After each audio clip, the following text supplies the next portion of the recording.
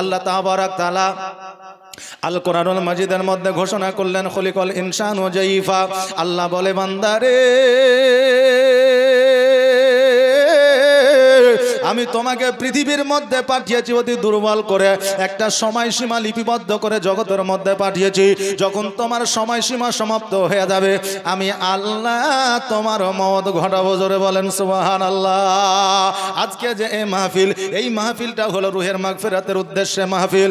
এই বাড়িওয়ালা একজন আল্লাহর বান্দি এই জগৎ ছেড়ে পরজগৎ গমন করেছে, যে আজকে মিলাদুন নবীর আয়োজন করেছে, তার আম্মাজান এই জগৎ ছেড়ে পরজগৎ গমন করেছে নাকি বলেন, তারই দুয়ার উদ্দেশ্যে এই মাহফিলের ব্যবস্থা।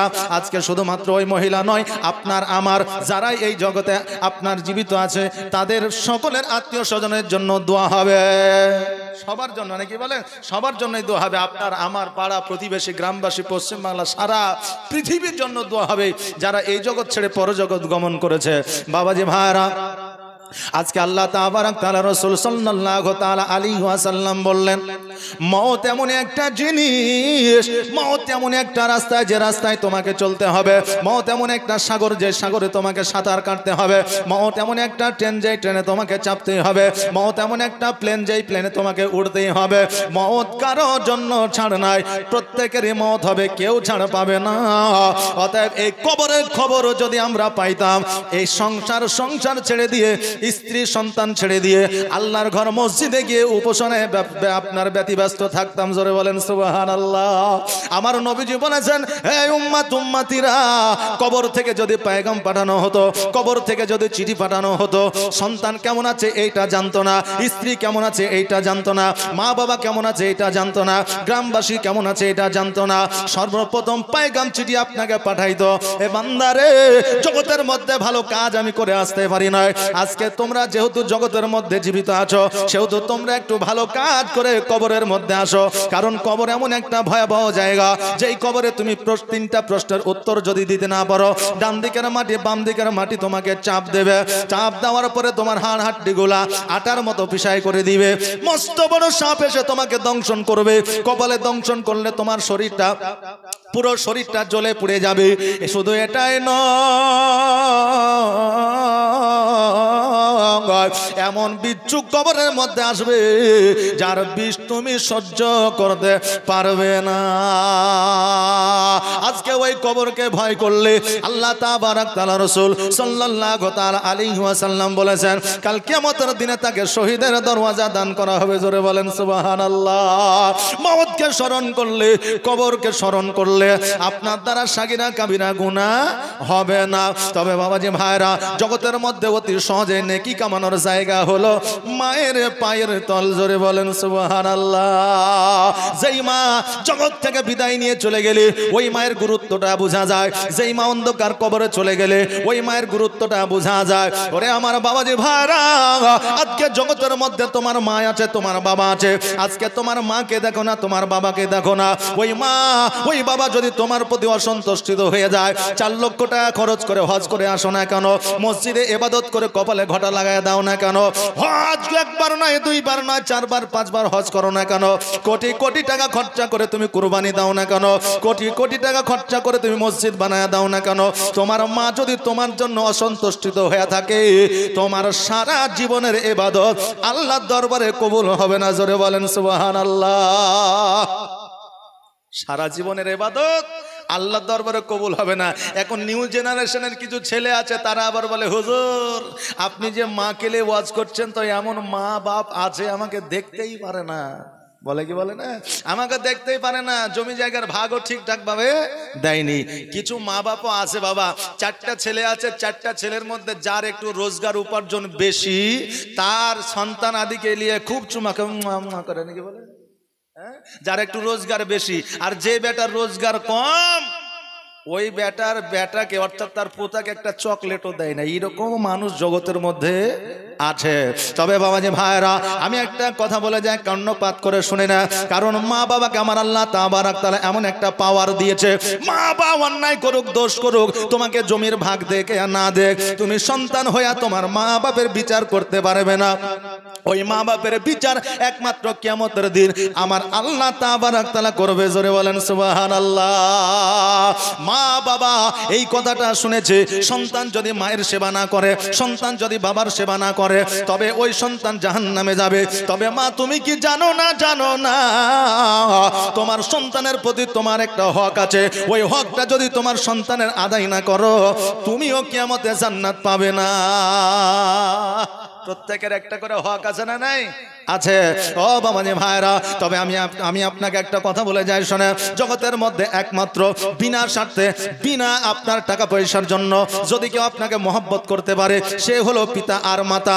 তাছাড়া জগতের মধ্যে ভাই বোন, আত্মীয় স্বজন, শ্বশুর শাশুড়ি, বিবি পর্যন্ত আপনাকে স্বার্থ ছাড়া ভালোবাসবে না। আপনি বলবেন হুজুর গো, আমার বিবি হলো অর্ধাঙ্গিনী, আমার বিবি হলো সারা জীবনের সঙ্গিনী, অতএব আমার বিবি কেমন করে আমাকে স্বার্থ নিয়ে ভালোবাসে? আপনি উপার্জন করা বন্ধ করে দেন, 10 দিনের মাথায় আপনার বিবি বলবে, স্বামী গো আজকে তোমাকে বিবাহ করে আমার জীবনটা বরবাদ হয়ে গেছে। বলবে কি বলবে না? উপার্জন করা বন্ধ করে দেন। শুধু এটাই নয়, এটাই নয়, আজকে আমার মায়েরা মাস গেলে 1000 টাকা লক্ষ্মী ভান্ডারের টাকা পায়। এই জন্য কত স্বামী যে জ্বালাতে আছে, বলতেও পারে না, ফুটতেও পারে না, কারোর সামনে গল্প করতে পারে না। এই জন্য কেউ বলেছে লক্ষ্মী ভান্ডারের মালিক হলো আমার বিবি, কিছু বলতে গেলে হঠাৎ করে মারে ঝাড়ি। বুঝলেন না? এখন স্ত্রীর অ্যাকাউন্টের সঙ্গে স্বামীর ফোন পে লিঙ্ক আছে, কথা বুঝলেন? মাসের শেষে যেমনই 1000 টাকা ঢুকেছে, অমনি তার এতে একটু গাফিলতি ছিল বা হয়তো ধার দেনা ছিল, পরিশোধ করেছে। ওর স্ত্রী যদি জানতে পারে যে আমার লক্ষ্মী ভান্ডারের টাকা শেষ করে ফেলাইছে, তো 2 দিন মোটামুটি তরকারিতে লবণ ছাড়া ভাত হবে না। জি, তবে সবার লাই কিছু কিছু বিবি এইরকম জগতে আছে, যখন লক্ষ্মী ভান্ডার ছিল না স্বামীরা ভালো ছিল, আর এখন স্বামীরা বলছে লক্ষ্মী ভান্ডার পেয়েছে, স্বামীর যে গুরুত্ব সেটা ভুলেছে। যতটা আমাদের ভালো হয়েছে ততটাই আমাদের খারাপ হয়ে যায়। ও বাবাজি ভাইরা, গুরুত্বপূর্ণ কথা বলে যা। এবার বলবেন হুজুর গো, আমার ভাই কিসের জন্য স্বার্থ নিয়ে আমাকে ভালোবাসে? 1 কাঠা জমি আপনার ভাইকে কম দেন, আগামী কালকে বললাম নিয়ে বাইরে হবে। হবে কি হবে না? হবে। সন্তানকে আপনি ভালোবাসেন, সন্তান আপনাকে ভালোবাসে, আপনি বলবেন সন্তানের মধ্যে কি স্বার্থ আছে? সন্তানের বিয়ে দিলেন, যুবক অবস্থায় ব্যবসা করার জন্য 4 লাখ টাকা দিলেন না। যখন ওই যুবক যখন দিনের পায়ে দাঁড়াবে, তখন আপনাকে বলবে বাপ গো, আমাকে শুধু জন্মই দিয়েছো, আমার জন্য কিছু করে যেতে পারোনি। বলবে কি বলবে না? বলবে। এই জন্য জগতের মধ্যে সবাই স্বার্থ নিয়ে ভালোবাসে, একমাত্র বিনা স্বার্থে যদি কেউ ভালোবাসে, সেটা হলো পিতা আর মাতা। জোরে বলেন সুবহানাল্লাহ। ওরে আমার বাবাজি ভাইরা, আমার আব্বা, আপনার আব্বা যখন মাঠে গিয়েছে, চপ্পল ছিল না, অত গরমে রোদ্রের তাপে খালি পায়ে আপনার জঙ্গলে গিয়েছে, জমিতে চাষবাস করেছে, পা ফেটে রক্ত বাইর হয়েছে, কিন্তু ওই বাপ চিন্তা করে না আমার শরীরটা খারাপ হয়েছে, কাজকর্ম করবো না, আমার তো টাকা উপার্জন হয়ে গেছে, আর আমার টাকার দরকার নয়। কিন্তু ওই বাপ নিজের কথা ভেবে নয়, সন্তানের কথা ভেবেছে। আমার যতই কষ্ট হোক না কেন, আমার সন্তান যদি ভালো থাকে, আমাকে ভালো লাগবে। জোরে বলেন সুবহানাল্লাহ। ওই বাপ সারা জীবন কর্ম করতে করতে শেষ বয়সে ইন্তেকালের সময়ও মাঠের মধ্যে ছিল, স্টক করে সে ইন্তেকাল করেছে। কার জন্য সে স্টক করেছে? কার জন্য সে ভাবার চিন্তা করেছিল? নিজের সন্তানের জন্য। এই জন্য বাপ কোনোদিন সন্তানকে স্বার্থ নিয়ে ভালোবাসে না, বিনা স্বার্থে বাপ একমাত্র ভালোবাসে। মা যখন সন্তানকে ভালোবাসে, সন্তানের যদি আপনার জ্বর হয়ে যায়, মায়ের ঘুমটা হারাম হয়ে যায়। সন্তানের জ্বর হয়েছে, কান্না করছে, মা কি ঘুমাবে? যে ঘুমাবে না। মা সারা রাত জেগে থাকে, মায়ের ঘুমটা হারাম হয়ে যায়। মা নিজে না খাইয়া সন্তানকে আগে খাওয়ায়। ওই মা জননীকে ছাড়িয়া আমরা অনেকেই বাপের বাড়ি থেকে শ্বশুর বাড়িতে বসবাস করি। অনেক আছে যে বাপের বাড়ি ছাড়িয়া শ্বশুর বাড়িতে বসবাস করি। শ্বশুর বিয়ে দিল 22 বছর বয়সে, আর সেই দিন থেকে শ্বশুর 500 টাকা 5000 1 বিঘা জমি দিল। এই জন্য বলে যে শ্বশুর অনেক দিয়েছে, বাপ আমার কিছুই দেয়নি। আরে তোমাকে জমি দেখ, জায়গা দেখ, অট্টালিকা দেখ ইয়া না দেখ, তোমাকে জন্ম দিয়ে নিজের পছন্দের খাবারকে বিলীন করে দিয়ে নিজে না খেয়ে তোমাকে খাইয়েছে, এরই তো ঋণ তুমি কিয়ামত পর্যন্ত শোধ করতে পারবে না। যে এরই ঋণ তুমি কিয়ামত পর্যন্ত শোধ করতে পারবে না। অতএব শ্বশুর বাড়ি ছাড়িয়া বাপের বাড়ি যদি জীর্ণ কুটির হয় তো বাপের বাড়িতে জীবন যাপন করো, কিয়ামতের দিন আল্লাহর দরবারে তুমি জবাব দিতে পারবে। জোরে বলেন সুবহানাল্লাহ। আব্দুল কুদ্দুস নামে একজন যুবক, যার বাপ ছিল না, মা একাই ছিল। বাপ যদি মাথার উপরে না থাকে, মা কত কষ্ট করে সন্তানকে লালন পালন করে এটা একমাত্র মাই বলতে পারে, দ্বিতীয় কেউ বলতে পারবে না। কারণ মা পরের জমিতে মুনিশ খাটতে যেতে পারবে না, মা কলকাতায় কাজ করতে যেতে পারবে না, মা চেন্নাই রাজমিস্ত্রি খাটতে পারবে না। ওই মা কত কষ্ট করে একটা সন্তানকে লালন পালন করে এই একমাত্র মাই জানে, দ্বিতীয় কেউ জানে না। ওই মা যখন আব্দুল কুদ্দুসকে লালন পালন করে বড় করলো, ওই কুদ্দুসের আপনার বিবাহ হয়ে গেল। বিবাহ হয়ে যাওয়ার পরে বৌমা যখন বাড়িতে আসলো, 1 মাস 2 মাস 3 মাস 4 মাস 5 মাস অতিবাহিত হতে লাগলো। শাশুড়ির কথা তার পছন্দ হয় না, বৌমার কথা শাশুড়ির পছন্দ হয় না। ওই বৌমা নিজের স্বামীকে আয়ত্তের মধ্যে নিয়ে আসলে, আয়ত্তের মধ্যে নিয়ে আসার পরে বলল, ওগো আমার প্রাণের স্বামী, আজকে তোমার বাড়িতে আমি এসেছি, তোমার আব্বা নাই, তোমার মা আছে, কিন্তু তোমার মায়ের ব্যবহার এত খারাপ, আমি এই বাড়িতে টিকতে পারবো না, থাকতে পারবো না।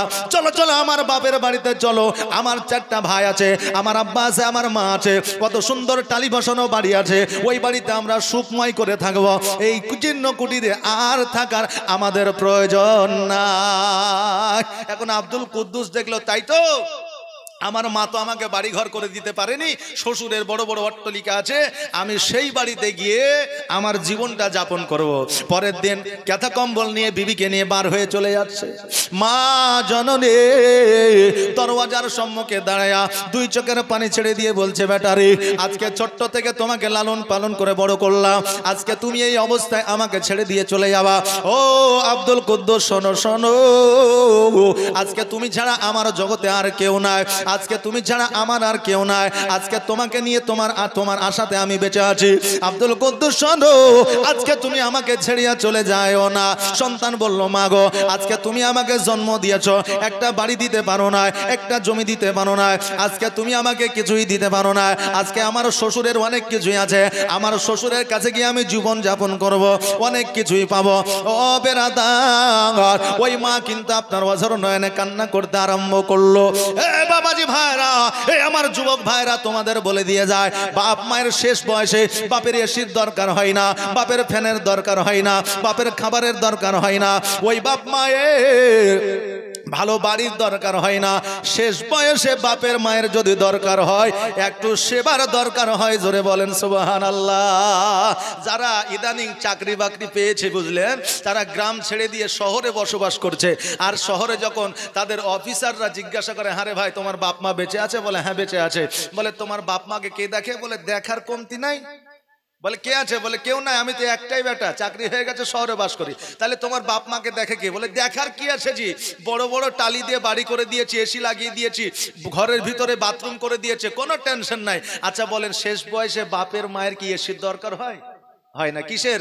সেবার দরকার হয়। কারণ শেষ বয়সে বাপ চলতে পারে না, মা মাজায় ব্যথা নিয়ে উঠতে পারে না, সব সময় ওষুধের প্রয়োজন হয়। আমি তাই বলবো, যুবক রে, আজকে চাকরি পেয়ে গিয়ে শহরে বসবাস করিও না, আজকে তোমার বাপ মাকে দেখার জন্য গ্রামেই থাকো। কারণ জান্নাতে যাওয়ার একটাই রাস্তা, সেটা হলো বাপ আর মা। জোরে বলেন সুবহানাল্লাহ। তুমি কোটি কোটি টাকা খরচা করো, কাজে আসবে না যতক্ষণ পর্যন্ত তোমার মা বাপকে সন্তুষ্টিত না করতে পারবা। আসুন বাবাজি একটু এই দিকে যাই। আব্দুল কুদ্দুস কিন্তু বউ নিয়ে চলে গেল শ্বশুর বাড়িতে। 1 বছর 2 বছর 4 বছর 5 বছর অতিবাহিত করতে লাগলো। এইদিকে মা জননী দুঃখিনী মা একাই কিন্তু আপনার জীবন যাপন করে, কেউ নাই কেউ নাই। ওই মা বৃদ্ধ হয়েছে, ওই মায়ের শরীর চলে না, কিন্তু মা অনেকবার আব্দুল কুদ্দুসকে ডেকে পাঠিয়েছে, কিন্তু কুদ্দুস কোনোদিনই কিন্তু আসে নাই। কারণ শ্বশুরের টাকা পেয়েছে, শ্বশুরের জমি জায়গা পেয়েছে, শ্বশুরের অট্টালিকা পেয়েছে, এই জন্য কিন্তু আসে না। মা অসুস্থ শরীর নিয়ে জীবন যাপন করে। কিন্তু এই দিকে হঠাৎ করে আব্দুল কুদ্দুসের হাতের মধ্যে একটা ফোড়া হইল। ফোড়া বুঝেন তো? ফোড়া। হঠাৎ করে একটা ফোড়া হইল, 1টা থেকে 2টা হলো, 2টা থেকে 3টা হলো, 3টা থেকে 4টা হলো। এইভাবে আপনার বাড়তে বাড়তে পুরো শরীরে আপনার ফোড়া হয়ে গেল। আর ওই ফোড়ার মধ্যে আপনার পুজ চলে আসতে লাগলো। আর শরীরের মধ্যে যদি পুজ চলে আসে, ওই পুজ থেকে দুর্গন্ধ বের হয় কি হয় না? জি, পুজ থেকে আপনার দুর্গন্ধ বের হয়। এবার ওই দুর্গন্ধ যখন বের হইতে লাগলো, সারা বাড়ির মানুষেরা পেরেশানি হয়ে গেল। এবার ওই চার ভাই বলতেছে, বোন রে, এই আব্দুল কুদ্দুসকে তার জঙ্গলের মধ্যে ফেলে দিয়া, কারণ এই গন্ধ আর সহ্য করা যায় না।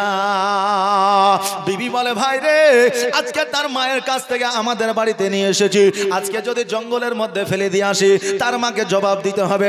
অতএব কি করা যায়? বলে, কি করা যায়? বলে, একটা কাজ করো, তিরপালের মধ্যে জড়ে নিয়ে তাকে তার মায়ের গলিতে ফেলে দিয়ে আসো। কারণ হইল, জঙ্গলের মধ্যে রেখে দিয়ে আসলে পুলিশ আসবে, প্রশাসন আসবে, আমাদের জবাব দিতে হতে পারে। কিন্তু তার মায়ের দরওয়াজার সম্মুখে ফেলে আসলে আমরা তার সন্তানকে ফিরিয়ে দিয়েছি এটা বলতে পারবো। আমাদের জন্য জেল হবে না, কেস হবে না, ফাঁসি হবে না। তিরপালের মধ্যে জড়ে দিয়া ওই মায়ের দরওয়াজার সম্মুখে ফেলে দিয়ে এসেছে। আর যেমনই ফেলে দিয়ে আসা, ওই দুঃখিনী মা ঘরের মধ্যে থেকে জানতে পেরেছে আমার সন্তান আব্দুল কুদ্দুস আমার দরওয়াজায় এসেছে। জোরে বলেন সুবহানাল্লাহ। মা এমনই জিনিস, সন্তান যদি কষ্টের মধ্যে থাকে মা জানতে পারে, সন্তানকে যদি খিদা লাগে মা জানতে পারে। মা এমনই একটা জিনিস, মায়ের মধ্যে এমন একটা মেশিন আমার আল্লাহ ফিট করে দিয়েছে। সন্তান যদি অসুস্থ থাকে মা জানতে পারে, সন্তান যদি ক্ষুধার্ত থাকে মা জানতে পারে, সন্তান যদি চিন্তায় থাকে মা জানতে পারে। আজকে ওই মা সন্তানের জন্য যদি দোয়া করে দেয়, তার সমস্ত পেরেশান দূর হয়ে যাবে। জোরে বলেন সুবহানাল্লাহ। ওই দুঃখিনী মা চলতে পারে না, গুটি গুটি পায়ে যখন দরওয়াজার সম্মুখে আসলেন, আসার পরে দেখছেন তার সন্তানকে তিরপালের মধ্যে জড়ে দিয়া আপনার ওই জায়গায় ফেলে দিয়ে রেখে গেছে। তিরপালটা যখন খোলা হলো, দেখলো তার শরীরটা পুরো আপনার পচে গিয়েছে, শরীর থেকে দুর্গন্ধ বের হচ্ছে। এখন আপনি আমি যদি হইতাম, তাকে আমরা ছুঁয়ে দেখতাম না, নাকি বলেন? আপনি আমি হলে দেখতাম না। হায় রে ভাই, আপনি বলবেন মাওলানা এটা আবার কি বলছেন? গ্রামের মানুষ হলে তো আমাদের দেখতেই হবে।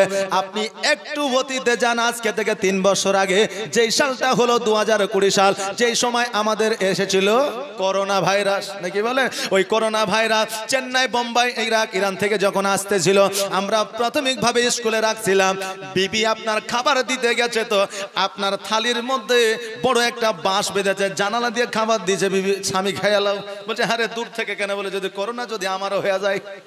জি, এই হচ্ছে আমাদের ব্যাপার। ও বাবাজি ভাইরা, মা জননী ফেলে দিতে পারে না। ওই মা সন্তানকে আপনার ঘরের মধ্যে তুলে নিয়ে আসলেন, আসার পরে গরম পানি দিয়ে সন্তানকে আপনার গোসল বানাইয়া দিলেন। প্রতিদিন আপনার ড্রেসিং করে সন্তানের সেবায় মা কিন্তু লেগে গেল। 1 মাস যেমনই অতিবাহিত হয়ে গেল, ওই আব্দুল কুদ্দুস মায়ের সেবায় পুনরায় আবার সুস্থ হয়ে উঠল। জোরে বলেন সুবহানাল্লাহ। ও বাবাজি ভাই, ওই আব্দুল কুদ্দুস বলল, মা গো, জীবনে আমি বড় অন্যায় করেছি, জীবনে বড় দোষ করেছি, মা তুমি আমাকে ক্ষমা করে দাও। মা জননী বলল, বেটা রে, আজকে কেন? তুমি যেই দিন শ্বশুর বাড়িতে চলে গিয়েছিলে সেই দিন তোমাকে আমি ক্ষমা করে দিয়েছি, কারণ আমি জানি আমি যদি তোমাকে ক্ষমা না করি, কাল কিয়ামতের দিন আল্লাহ তোমাকে ক্ষমা করবে না। এই জন্য আমি তোমাকে খাস দিলে ক্ষমা করে দিয়েছি। জোরে বলেন সুবহানাল্লাহ। আপন মায়ের মতো কে হবে এই সংসারে? নিজের মায়ের মতো কেউ হবে বাবা? হবে? হবে না। মা 10টা টাকা আঁচলের মধ্যে বেঁধে রেখেছে, সন্ধ্যাবেলায় গ্যাসের ট্যাবলেট নিয়ে এসে খাবো। এইদিকে দুপুর বেলায় বেটাতে বলছে মা 10টা টাকা হবে না। নিজের সন্তানকে না বলতে পারে না, আঁচল থেকে 10টা টাকা খুলে সন্তানের হাতে দিল। রাত্রে বেলায় গ্যাসের ট্যাবলেট খাওয়া হইল না। এরকম মা আছে না নাই? আছে না নাই? আছে। আর এই মাকে যদি আমরা কষ্ট দিই, কিয়ামতের দিন কি জান্নাত পাওয়া যাবে? আপনারা বলবেন, হুজুর গো মাকে নিয়ে ওয়াজ করছেন, অনেক মৌলবি আছে মাকে দেখতে পারে না, এই কথা গেলে অ্যাভেলেবল শোনা যায়। আরে মৌলবি হলে তো সে লাট সাহেব নয়, আলেম জ্ঞান অর্জন করেছে এটা ঠিকই, কিন্তু মায়ের সেবা না করলে আলেম হয়েও জান্নাতে যাওয়া যাবে না। আপন মায়ের মতো কে হবে এই সংসারে? আপন মায়ের মতো কে হবে এই সংসারে? আর সতলা মায়ের এমন গুণ তুই বলে খাওয়াইবে চোর সতলা মায়ের এমন গুণ তুই বলে খাওয়াইবে চোর আপন মায়ের মতো কে হবে এই সংসারে আপন মায়ের মতো কে হবে এই সংসারে আল্লাহ হুম্মা সাল্লাল্লাহু মৌলানা মুহাম্মদ ওয়ালা আলে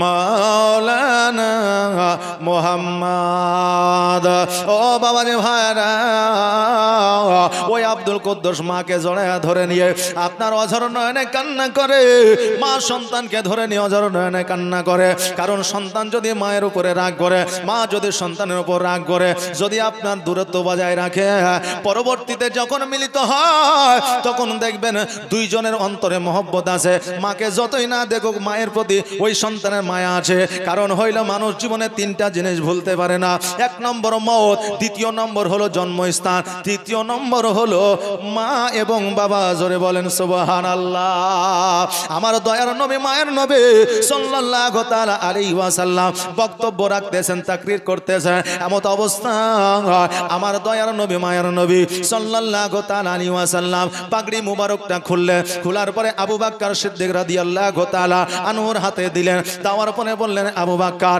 এই যে পাগড়ি মুবারকটা আমি তোমাকে দিলাম এই পাগড়ি মুবারকখানা নিয়া তুমি ওই মাহফিলের নিচের দিকে চলে যাও কারণ ওই দেখো দূর থেকে একটা মহিলাকে দেখা যায় ওই বৃদ্ধ মহিলা যখন আমার বক্তব্য শোনার জন্য আসবে সে যেন মাটিতে না বসে আমার পাগড়িখানা বিছায়া দিবা আমার পাগড়ির উপরে যেন ওই মহিলা বসে জোরে বলেন সুবহানাল্লাহ হযরত আবু বকর সিদ্দিক রাদিয়াল্লাহু তাআলা আনহু বলে হুজুর গো জগতের মধ্যে এমন ভাগ্যবতী মহিলা কে আছে যে আপনার পাগড়ি মুবারকের উপরে বসবে হুজুর গো আমার পাগড়ি মুবারকটা দিছি আমার পাগড়ি মুবারকের উপরে বসবে আমার নবীজি বললেন তোমার পাগড়ি দিয়ে কাজ হবে না বলে হুজুর ওমরে ফারুকের পাগড়িটা দিচ্ছি বলে ওমরে ফারুকের পাগড়ি দিয়ে কাজ হবে না বলে হুজুর হযরতে আলী রাদিয়াল্লাহু তাআলা আনহুর পাগড়ি মুবারকটা দিচ্ছি বলে হযরতে আলীর পাগড়ি মুবারক দিয়ে কাজ হবে না বলে হুজুর জগতের মধ্যে এমন কে ভাগ্যবান মহিলা আছে যে আপনার পাগড়ি মুবারকের উপরে বসবে আমার নবীজি দুই চোখের পানি ছেড়ে দিয়ে কান্না করতে আরম্ভ করলে বলে আবু বকর রে 6 বছর বয়সে আমার মাকে হারিয়েছি 6 মাস বয়সে আমার আব্বাকে হারিয়েছি জগতের মধ্যে আমি মায়ের স্নেহ যত্ন পাই না আমার আব্বার কোলে উঠতে পারি না আজকে আমার মা নাই আজকে আমার আব্বা নাই ও আবু বকর আজকে মা নাই আব্বা নাই বলে কতজন আমাকে পাথরের আঘাত করেছে আমার শরীরটা রক্তাক্ত করে দিয়েছে আবু বকর আজকে যদি আমার মা বেঁচে থাকতো আব্বা বেঁচে থাকতো আজকে যদি আমার দাদা বেঁচে থাকতো আজকে মক্কা নগরের কোনো মানুষ আমাকে পাথরের আঘাত করতে পারতো না আজকে মক্কা নগরের মানুষেরা আজকে আমাকে রক্তাক্ত করতে পারতো না আজকে উটের ভুঁড়ি আমার মাথায় চাপাইয়া দিতে পারতো না আবু বকর আজকে আমার মা না আজকে যে আমার দুধ মাতা ছিল হালিমা আজকে যে বৃদ্ধ মহিলাটা হেঁটে আসে ওই মহিলাটা আর অন্য কেউ না ওই মহিলাটাই হলো আমার দুধ মাতা জোরে বলেন সুবহানাল্লাহ আজকে আমার ওই দুধ মাতা মাটিতে বসবে আমি তাকবীর করব আমি নবী সহ্য করতে পারবো না অতএব আমার পাগড়ি মুবারকটা বিছায়া দাও ওই পাগড়ি মুবারকের উপরে আমার দুধ মাতা হালিমা বসবে জোরে বলেন সুবহানাল্লাহ আজকে আমার নবীজি দুধ মাতার সম্মান যদি এতটা করতে পারে আজকে আমরা নিজের মায়ের সম্মান আমাদের জন্য কতটা করা জরুরি নবী আমার দুধ মাতার সেবা যত্ন এইভাবে করলেন দুধ মাতার এইভাবে আপনার সম্মান করলেন আজকে আমাদের নিজের মা বাবার সম্মান করা কতটা দরকার এবং প্রয়োজন বেরাদারনে মিল্লাত ইসলামিয়া আজকে তো আমরা অনেকে অনেক রকমের কথাবার্তা বলি কিন্তু কেউ ভেবে চিনতে বলি না, কেউ কি ভেবে চিনতে বলি? আমরা টেনশনে নিই না, যা মুখে আসে বলে দিই। এই বুঝলেন, নানা এই নাতি আর নানি গেছে ডাক্তার দেখাতে।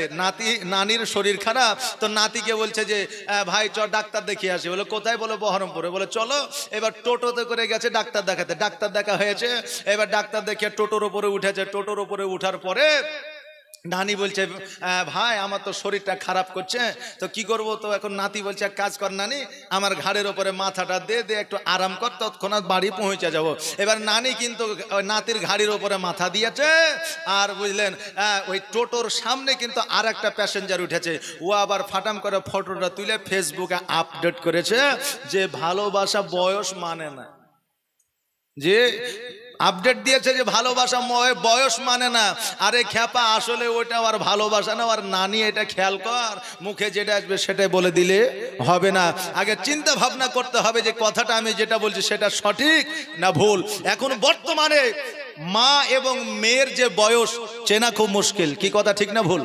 বর্তমানে মা এবং মেয়ে মনে হবে না যে এটা আর মা আর এটা আর মেয়ে, কারণ মানুষ এখন আপডেট, কথা বুঝলেন না? আর অল্প বয়সে বিয়ে হচ্ছে, সন্তান বড় হয়ে যাচ্ছে। এবার আমাকে আগে ভাবতে হবে যে এটা আসলে আর কে। এখন যদি আমি চট করে বলি এটা আপনার বহিন নাকি, আচ্ছা বলেন, ওই মা লজ্জা পাবে না? পাবে না?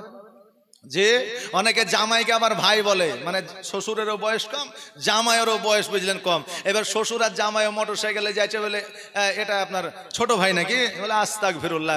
যেটা কথা বলবেন একটু ভাইবে চিন্তা বলবেন, চট করে মুখে আসলে বলে দেওয়া যাবে না। কি বলছেন আমার নবী পাক সাল্লাল্লাহু তাআলা আলাইহি ওয়াসাল্লাম বললেন, হে আমার উম্মতিরা, আজকে 4 লক্ষ টাকা খরচ করে তুমি সোনার মদিনায় যাবে, বাড়িতে তোমার মা খেতে পাবে না, বাড়িতে তোমার মা দুঃখিনী মা ক্ষুধার জ্বালায় থাকবে। ওই হজ তোমার দ্বারা কবুল, তোমার কবুল হবে না।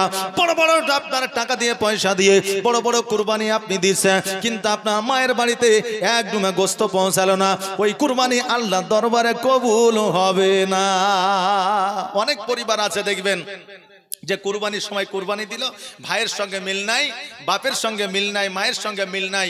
এই জন্য 3 ভাগ করার পরে বাকি যে 2 ভাগ আছে, ওই 2 ভাগ ফকির মিসকিন সবাইকে দিল, কিন্তু মায়ের কাছে বাপের কাছে পৌঁছালো না, ভাইয়ের কাছে বোনের কাছে পৌঁছালো না। ওই কুরবানি আল্লাহর দরবারে গ্রহণযোগ্য হবে না। কারণ হইল যে আগে আপনার আত্মীয় স্বজনকে দেখতে বলা হয়েছে, পরে পাড়া প্রতিবেশীকে দেখতে বলা হয়েছে, তারপরে আপনার আদার্স অন্য কাউকে দেখতে বলা হয়েছে। এখন আপনার বাড়ির পাশে যদি খেতে না পায়, আপনি যদি 10 কিলোমিটার দূরে যাইয়া যদি কাউকে খাবার দিয়ে আসেন, তো আল্লাহ তাবারাক তাআলা আপনার ওই খাবার গ্রহণযোগ্য হবে না। কারণ আপনার বাড়ির পাশের মানুষকে আগে খাবার দিতে বলা হয়েছে। কথা কি আমার বুঝতে পারলেন? বাপজি ভাইরা, আমার মায়েরা, আমার দয়ার নবী মায়ের নবী সাল্লাল্লাহু তাআলা আলাইহি ওয়াসাল্লাম বেশি মালুম আসতেন আপনার ওয়াইসকর্ণীর ঘটনা আমার আগে একজন বক্তা বলতেছিলেন। ওই ওয়াইসকর্ণীকে আমার দয়ার নবী মায়ের নবী সাল্লাল্লাহু তাআলা আলাইহি ওয়াসাল্লাম একটা জুব্বা উপহার দিয়েছিল। এটা জানা আছে তো? জুব্বা উপহার দিয়েছিল। ওই জুব্বাটা হযরতে ওমর ফারুক রাদিয়াল্লাহু তাআলা আনহু নিয়ে এসেছিলেন। হযরতে ওয়াইসকর্ণীকে যখন জুব্বাটা দিয়ে দিলেন, ওয়াইসকর্ণীকে বলে, ওয়াইসকর্ণী তুমি যে আমার নবীকে এত ভালোবাসা, এত প্রেম করো, এত মহব্বত করো, প্র্যাকটিক্যালে কেন নবীকে একদিনও তুমি মদিনায় দেখতে যাও না? ওই ওয়াইসকর্ণী বলেছিল,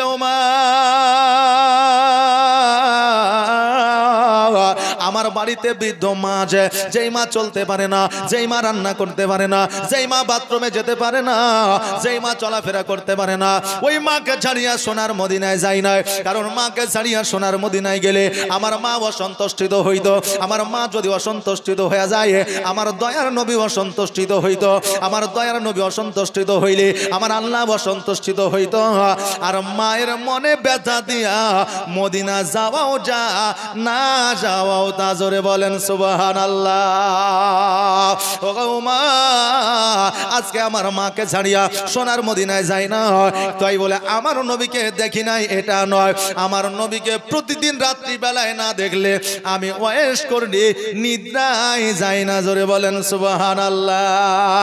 আমার সোনার মদিনা, আমার প্রাণের মদিনা, আমার দয়ার মদিনা, আমার কলিজার মদিনা, যেই মদিনায় শুয়ে আছেন হাবিবে রব্বানা, আমার জানের মদিনা, আমার প্রাণের মদিনা, আমার দয়ার মদিনা, আমার সোনার মদিনা।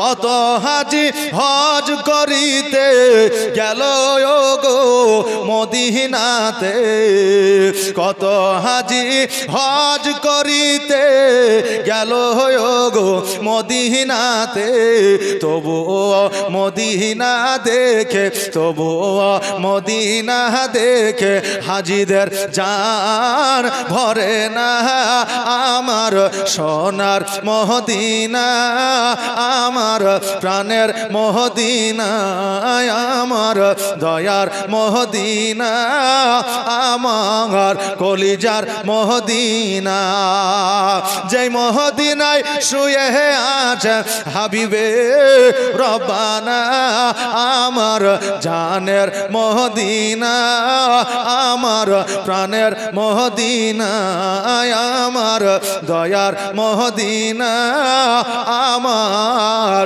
সোনার মদিনা। আল্লাহুম্মা সাল্লি আলা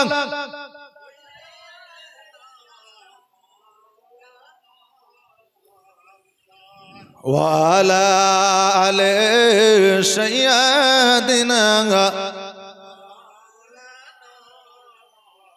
সাল্লাল্লাহু আলা মুহাম্মাদিন মোহাম্মদ হরদম জবা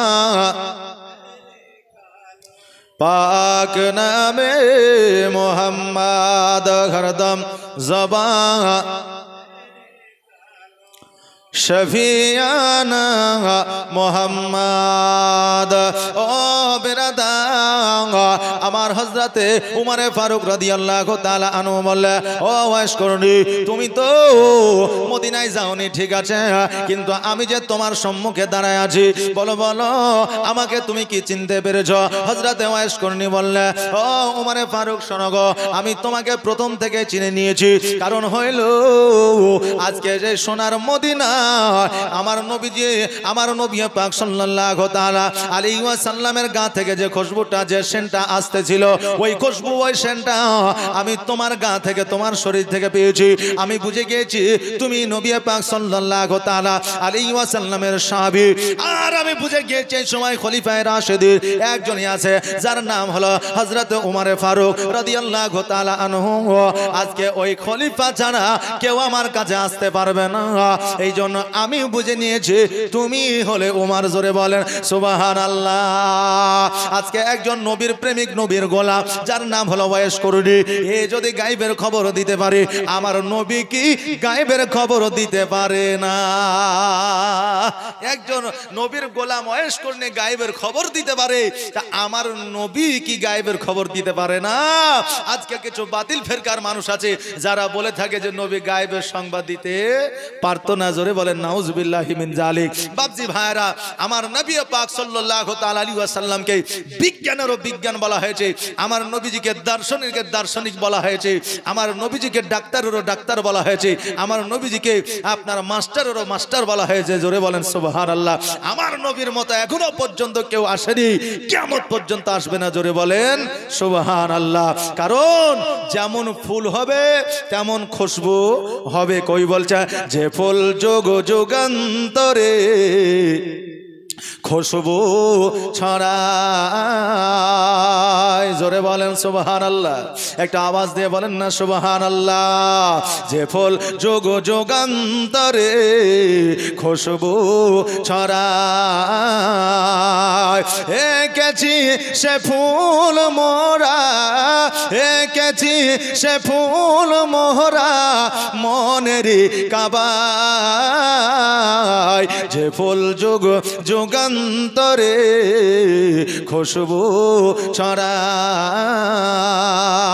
হাবিবে খোদা তিনি নবী কামলে ওয়ালা তার ওই ছোঁয়াতে আজ দুনিয়া উজালা তারে বিরহে দু চোখ তারে বিরহে দু চোখ অশ্রু ঝরায়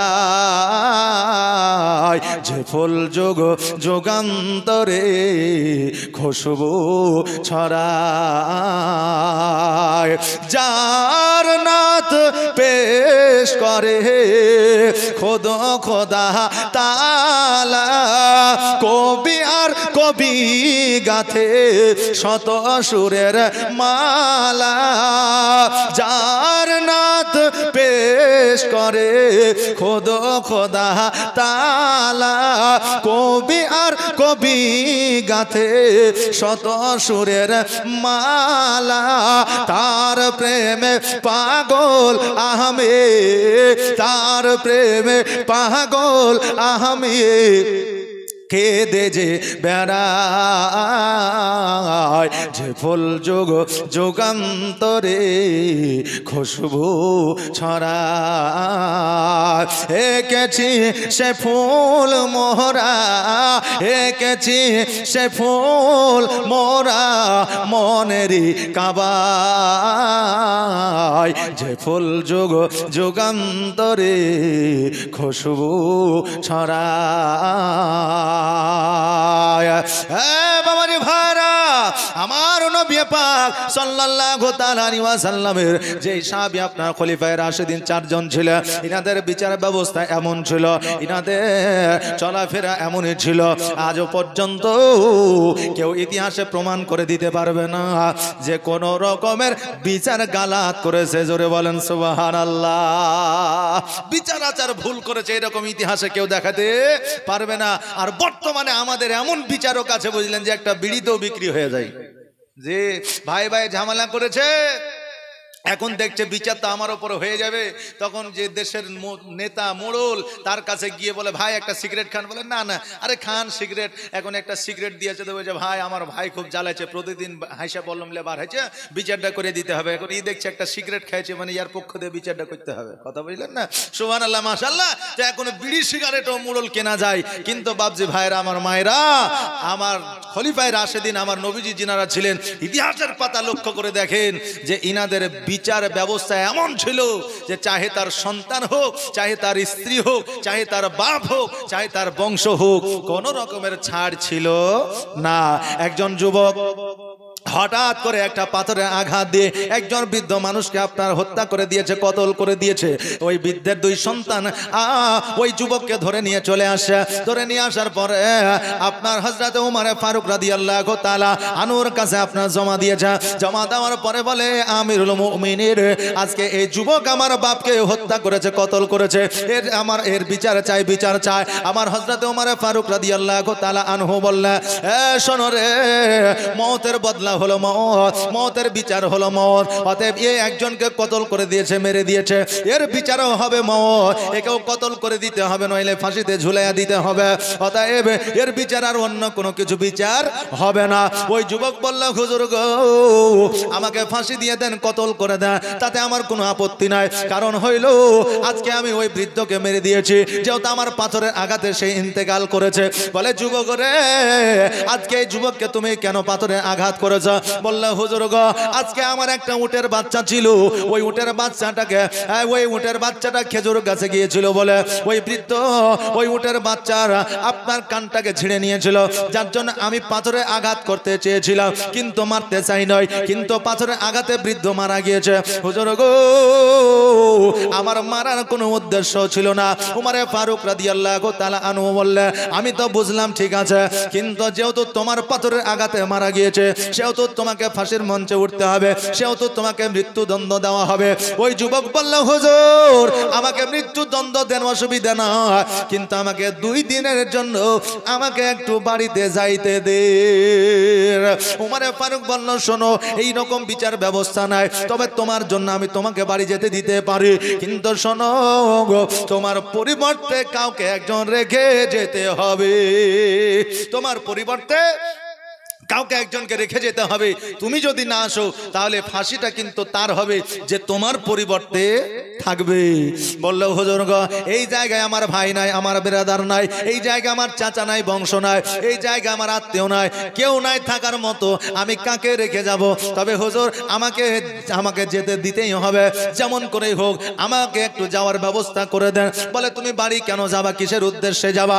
বলে, হুজুর গো আমি হলাম বাড়ির বড় ছেলে, আমার 2টা, একটা ভাই আছে, একটা বোন আছে, আমার আব্বা মারা গিয়েছে, মা মারা গিয়েছে, আমার কাছে সমস্ত জমি জায়গা সোনা দানা আছে, আমার ওই ভাই বোনের হকটা বুঝায় দিয়ে আসতে চায়, কারণ ওই ভাই বোনের হকটা যদি বুঝায় না দিয়ে আসি কিয়ামতের দিন আমাকে জবাব দিতে হবে। স্বর্ণ টাকা পয়সা মাটির মধ্যে পুঁতে আছে, ওইগুলো নষ্ট হয়ে যাবে, ভাইরা অভাবে থাকবে, আমার ভাইরা ক্ষুধার্ত জীবন যাপন করবে। হুজুর গো কথা দিলাম আমি আবার পুনরায় ফিরে আসবো, আমাকে 2 দিনের মতো ছাড় দিয়ে দেয়। ওগো হুজুর আজকে আমার ভাইয়ের হকটা আমি বুঝা দিয়ে আসতে চাই। উমরে ফারুক বলল, আমি তো বুঝলাম, কিন্তু তোমার পরিবর্তে কাউকে না রাখলে আমি তোমাকে ছুটি দিতে পারবো না, ছাড় দিতে পারবো না। এমন অবস্থা আমার নবীজির একজন সবচাইতে প্রিয় সাহাবী ছিলেন, যার নাম ছিল হযরত আবু যার গাফফারী। ওই আবু যার গাফফারী দ্বন্দ্ব ঈমান হলেন আর বললেন, এ উমর এই যুবককে ছেড়ে দাও, এই যুবক বাড়িতে যাবে। বলে, আবু যার গাফফারী যুবককে ছেড়ে দিলে এর পরিবর্তে কে থাকবে? আবু যার গাফফারী বললেন, শোনো গো এই যুবকের পরিবর্তে আমি কারাদণ্ডে থাকবো। জোরে বলেন সুবহানাল্লাহ। উমরে ফারুক বলতেছে, এ আবু যার গাফফারী শোনো, আজকে এই যুবক যদি ফিরে না আসে তোমাকে ফাঁসি দিতে হবে, তোমাকে মৃত্যুদণ্ড দিতে হবে। হযরত আবু যার গাফফারী বলল, এই উমরে ফারুক শোনো শোনো, আজকে এই যুবক মিথ্যাবাদী হতে পারে না, এই যুবকের মধ্যে চালাকি থাকতে পারে না, কারণ যেহেতু নিজের ভাই বোনকে হক বুঝা দিতে চায় সেহেতু এর দ্বারা মিথ্যা বলা সম্ভব নয়, কারণ বর্তমানে এক ভাই অপর ভাইকে হক বুঝা দেয় না। কথা ঠিক না বল? এক ভাই অপর ভাইকে হক বুঝা দেয় না, কারণ এক কাটা বেশি পাইলে অপর ভাইকে আপনার বেশি দিতে যায় না। বোনেদেরকে প্রায় বাড়িতে ঠগায়, কারণ বোনের হক বোনকে ভাইরা দেয় না। বোনের 1 বিঘা জমি ভাগ পাবে, এখন বোনকে ডেকে বলছে, বোন রে এক কাজ কর, 1 বিঘা জমি 1 লাখ টাকা লে দে, জমিখান দিয়ে দে, তুই আর জমিলে কোথায় যাবি, সেই তো তোকে বিক্রি করতে হবে। আচ্ছা বলেন 1 বিঘা জমির দাম কি 1 লাখ টাকা? যে মিনিমাম 8 লাখ টাকা 7 লাখ টাকা নাকি বলেন। এখন বোন বলছে, ভাই এত কম কেন, একটু বাড়িয়ে দাও। বলে, দেখ গরিব মানুষ, বাড়িয়া চাড়িয়া লিস না, ওইটাই নিতে হয় লে, না নিতে হয় না লে। এখন বোন দেখছে তাই তো মা নাই বাপ নাই, যদি কোনো অসুবিধা হয় তাহলে ভাইয়ের কাছে আসতে হবে, ভাইয়ের সাথে সম্পর্কটা রাখতে হবে। তো ঠিক আছে যেটা দিবে দিও। বোন কিন্তু মন থেকে মানে নিলে না, কিন্তু বোনকে মানিয়ে নিতে বাধ্য করা হলো। আচ্ছা ওই জবাব কিয়ামতের দিন দিতে